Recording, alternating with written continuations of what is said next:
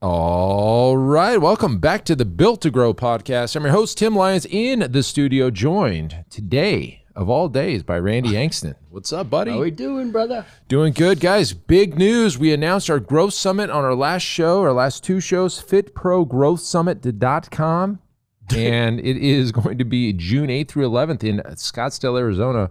It's going to be nice and toasty. Limited seats. We are hosting this at an iconic venue called the W Scottsdale. It's downtown, in Old Town. If you've been to Scottsdale, this is the hub of all action. We're going to have a lot of fun. After parties, pool parties. I mean, we're working the details out. Got a special guest coming, keynote. Not ready to announce that quite yet. We just signed the paperwork today. We're going to announce that in the next couple episodes. Great event. If you've been to one of these, you know what we're talking about. If you've not been to a Growth Summit before, this is the highlight, the pinnacle of what ProFit is. We bring some of the best speakers in the industry. You know, the whole theme is growth. How do we take your business to the next level? Breakout sessions. We've got round tables. We've got happy hours. Lots of fun. Vendors. What are your thoughts on the Growth Summit? To me, it is a little bit different than what a lot of the options are out there for fitness events. This is very business focused. It's very growth focused, not just the next tactic in marketing. And that's the big differentiator for me is, we came from that arena. We know what great marketing can do for business, but that is just the tip of the iceberg. And if you really want to grow and ascend and you want to compete with the top, or not even compete, but you want to play in the top 5% of the industry, it's the things that you learn at the Growth Summit that really drive that stuff home. It really allow you. I mean, you could literally take the information home, go change your business, and see that growth for yourself. And that's huge. It's not fear. We're not sitting here talking 40,000 foot view and hypotheticals. Like we're hearing from the industry's best on what's working today, how they've got where they've gotten, and what you should do with your business and what else do you need. That's what I say. It's like a path to success. So yeah. And then, you get to surround yourself with some of the best in the industry, it's people you want to be around, names that you've heard for a long time, are in circle and full attendance, having all of those people there to not only rub elbows with and have some fun with, but get to learn from the audience, the people off the stage, and share. That's a cool aspect as well, is the amount of breakouts and networking opportunities and the conversation that happens off stage also is, it's like nothing else. Yeah. So, yeah. We spend a lot of time on these and we want to make it an amazing event. We have a lot of fun. I mean, that's the other side of the coin is gym owners, you got to have fun, in this business. And so we kind of force some fun in there. Would love to hear from you guys in the Business Talk with Fitness Professionals group about your experience in the Growth Summits. If you've been, can't wait. You'll start seeing some advertising upcoming here real soon. Goal is sell it out as quick as possible and just focus on the event. Yeah, exactly. Over deliver.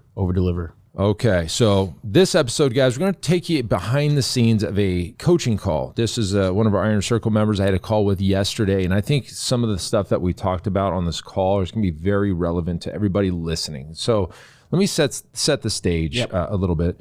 This is a gym owner of 14 years, husband-wife combination. They have a higher priced team training-esque business. We're talking, 17-ish type, clients per class, and their rates are, on the higher end. We're talking, $250-ish a month for team training, right? It's for group training, for a class-based metabolic conditioning style training. And, one of the biggest things, the wants of this gym owner is that he wants to remove at least his wife from the operations. And they've done a great job to this point, slowly getting themselves removed. They're still training a couple hours a week. I think the husband's about 10 hours a week. The wife's probably 5 to 7 hours a week, which is way down from where we started, right? And from the average. Right. Now, the husband does all the sales, so there is, they have to go through him to then sign up. But then also on top of it, I mean, they've seen some decent growth, right? From the time they joined our coaching program into the Iron Circle, they've been in the low 30s, and now they're at, mid to high 40s, okay, per month, right? Yep. So decent growth over a few short months, and they're doing well. Now, the goal here was, hey, we need to hire a new person. we're starting to kind of bring nutrition on, and we were looking to hire this new person. We started looking at the P&Ls, and this is something we do. We have to see, can we afford hiring a new person? The goal would be, let's get a new person in here. And so we determined, they're about 23% net profit, decent business. They're not in trouble whatsoever. But in order to hire somebody, they would end up having to take a little bit of a cut themselves, and we didn't want to do that. So we have to generate more revenue. That's the real answer to this. Outsell the problem type of thing. Yeah, so if we can get over the 50 mark per month, then there's some money there to hire somebody. They don't take a hit, and everybody's kind of on the path, right? Yeah. Like this particular gym owner couple, they have another business they're starting to invest in and grow on the side, and they want to put a lot of focus there. But again, the gym's pulling them back in. So does this sound familiar to anybody listening, right? And so as we started looking at it, we kind of laid out, like, what are the things we can do? What are the levers, the dials that we can kind of to tweak and pull, and the switches that we can then generate more revenue. So we just went through them. So the first thing you can do as a gym owner is you can raise your rates. Sure. You could raise the rates on your current members. So at $10 a week, right? And if he has 200 members, what are we talking about? $2,000 a week, right? That's $8,000 a month. That's decent, right? You can do that. Now you run the risk of raising your current members' rates and having some fallout. So, and to his situation, he is on the higher end already of team training. So how much more can he squeeze? The marketplace. And that was the point he made. He was like, we're already at the top. Yeah. So he's done his he's done his job of getting the rates up to where they're healthy, but they are at the top of the market. Yeah. So he runs risk there. You can raise the rates on the new members, but hey, you know what? Even if you sold 20 members a month for the next 5 months, you're at 100 members. We're talking $1,000 a month. It's not, or a week. It's not dramatic changes. Sure. The next thing he could do is, hey, we've got some profit centers like apparel or supplements, but in the long game, we're talking a couple $1,000 a month, right? Profit, right? Yeah. You may sell 3,000, but you're making $1,500 at 50% profit. It doesn't really move the needle. And when, you know what I mean? Like, how long does it take to build that additional over revenue time? streams? Yeah. And then the other thing was like, hey, we're going to add nutrition to this. And, he was talking a couple $100 a month. And it's like, again, that's not very dramatic. And so we had to come up with a solution where he can move the needle very quickly, get himself out, get the new person in. And so here's, like the thing that we fell on was like, hey, we need to create a high ticket front end, program. Okay. And this could be everything that's outside of the gym. The training's separate of this. This would be nutrition and accountability and habit-based stuff, even meals could be part of this. And so when I say high ticket, I'm talking $3,000, $5,000, $7,000 on the front end where, hey, we're going to hold your hand, make sure that you get all, everything you need, make sure you're successful. It's going to be everything outside the gym. And he loved that idea. Obviously, we were kind of working that direction anyway. But if you take a look at how to move the needle, like, look, 4 sales at $5,000 is $20,000 a month. That's massive. And right there, with just a couple sales, he can move the needle, hire the new person, onboard them. He can actually give this new person all of the deliveries of these front-end programs. And, honestly, we've been doing this for a little while here, and we've seen some dramatic changes. We've, done $50,000, $60,000, $70,000 in transformation style front-end programs. But, honestly, it does take some work. And so we took the time and said, hey, look, we know this is the direction we need to go.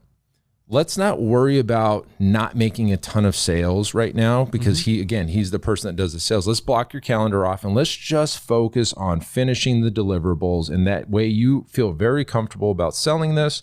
And this needs to be a minimum of $3,000.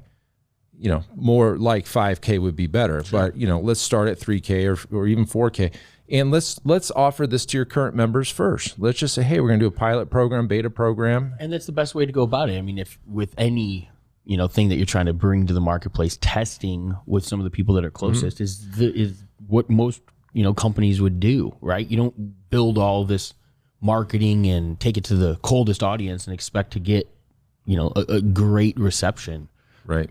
Nobody knows you, right? So see if the product itself has legs before spending money to test all that stuff. Yeah, and your current members are going to be the most forgiving. And especially if you come out and say, hey, listen, guys, we got a new program. We're really excited about it.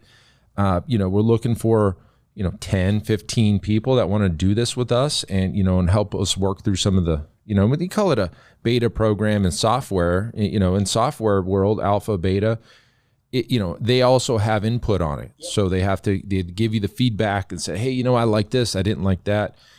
Anyways, long and short of it is that's the direction we took, and it's going to make a massive difference in his business. It's going to make a massive difference in any business that's listening to this and says, hey, you know what? That does make sense. Let's go some high ticket stuff. Let's sell a dozen or 20 of these at $5K or, and there's $100,000 that you're generating. We're not talking $1,500 a month. We're not talking about an extra $10 a week. We're talking about $15,000, $20,000, $40,000 per month in new revenue. And sometimes, in this situation where he's doing, mid 40s, he could double his revenue with just a few sales. And that's the thing, you don't have to worry about the delivery across 150 people or 150 members. You've got a couple in the group, you know what I mean? You got a handful each month that you have to give that much more time and attention to. And to your point, it doesn't have to fall back on him. He's bringing, with the additional revenue generated, he's putting somebody in that seat to handle, a lot of that workload. And so, it's beautiful. It's almost like creating his path out. And so, I know that when we look at the situations and the struggles or the desires of the gym owners we're working with, it's very similar to that situation. It's like, here's the desired result. Here's what I want. Well, how the hell do I get there? Right. And unfortunately, that is life. That is business. And that is exactly what we do in those calls. It's sitting here and we're dissect it, and we're not emotionally tied to their business like they are.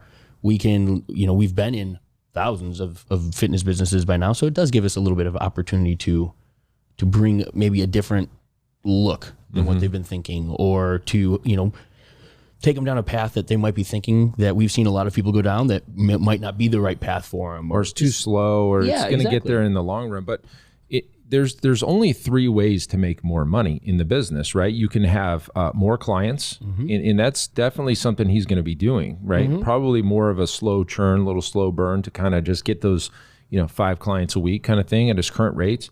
You can charge your current clients more, right? You can do a price raise. Now that's something that we've talked about in the past that needs to happen. You're losing money based on inflation alone. Yep.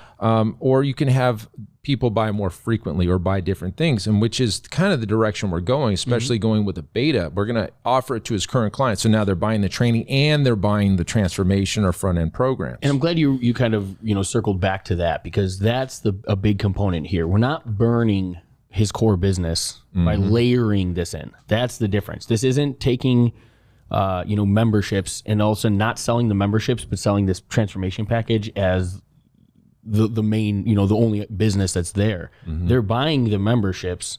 They're getting this additional layer of nutrition, accountability, maybe it's mindset, whatever else, they decide to bring in. And that's where the power comes into play, is because, again, you're not destroying your core business while you're taking a shot over here. We talked about that specific thing. He's like, oh, well, I thought this would be inclusive of the training. I said, absolutely not. No. This is not even, it has nothing to do with training. You don't want to cannibalize your current EFT to then sell these front end deals, because you're basically just collecting in full up front. And now, like next month, you got to sell it again. If you know anything about us by now, we really want to protect monthly recurring revenue. Yes. That's the lifeblood of your business. That is the path to stability, is to grow that EFT or that monthly recurring revenue much higher than your base operating expenses, so that you're not under the gun. You're not under the pressure of every single month trying to outsell your expenses. You've already got that on the books. Yeah. And that's when you get to that point in your business, and we've talked about it a bunch of times, you get really clear and it's fun, right? And then you could start focusing on dialing these levers and, and twisting the dials and making sure like incremental growth can happen. But don't cannibalize your recurring revenue to sell a front end program or a transformation or a lifestyle program at a high ticket to then include the training. Make sure it's separate. That's just my belief. And listen, hey, we got a lot of people that have come to us over the years for the transition to like the semi-private deliverable. Even in that situation, we're not going to tell you, hey, here's your current team training clients, cut off their memberships and, now you're somebody new. No, guys, there's an understanding that a transition needs to happen. that we're not trying to cut off the head of the snake and hope that it lives. No, you have a business that's already operational. You're already serving clientele, but we know that it could be better. So how do we make it better? Slow, incremental changes. We've got a strategy for new clientele, current clientele, past clientele, how to slowly make that business something that it isn't today, while taking care of the clients that are still currently paying for you, paying for your services and keeping them happy. That has to be a forethought going into those situations. The beautiful thing is we have done these reps. We know what those conversations are going to be like from clients. And ultimately, like, that's the fun of getting to sit in those conversations and say, hey, here's what we're going to do. Let's do this because this is the result at the end. Yeah. And it takes a lot of that fear and the lack of clarity, and it just makes everything I love the after effects, right? Just like you said, it's your business is now, where it is consistently. You're not stressed on a daily basis because you don't know where your next, paycheck's coming from type of feel. And then you do get to have fun and you get to fine tune the little aspects, make it better from a finite aspect, and then go see what's next. What else do you want? Isn't that what business is about? Or it should be. Yeah. And here's something that isn't spoken about a lot. Okay. This is something that I've very clearly explained to this gym owner. It was like, listen, when you get to a certain point in business, the gentleman's been in business 14 years, you get to, let's just call it 200 members just for sake of math. Like, a great retention rate, or I guess attrition rate, would be 3 to 4%. Now, when you're at 200 members and you're at 4%, you're going to lose 8 people per month. That means you have to sell 8 to get to even, and then you got to sell another 8 to grow. And it's like, how long can you do that every single month, right? You can't always sell 16 memberships or 16 training memberships or 20 training memberships. And then you get to 220, and guess what? Now you're losing 9 people. Yeah. And then you're losing 10 people, and then you're losing 11, and then you have to close 11 to get to 0. And that's a good attrition rate. What if you have a bad one, like a 10%, right? You're losing 20 members a month, and now you have to close 20 just to get to 0.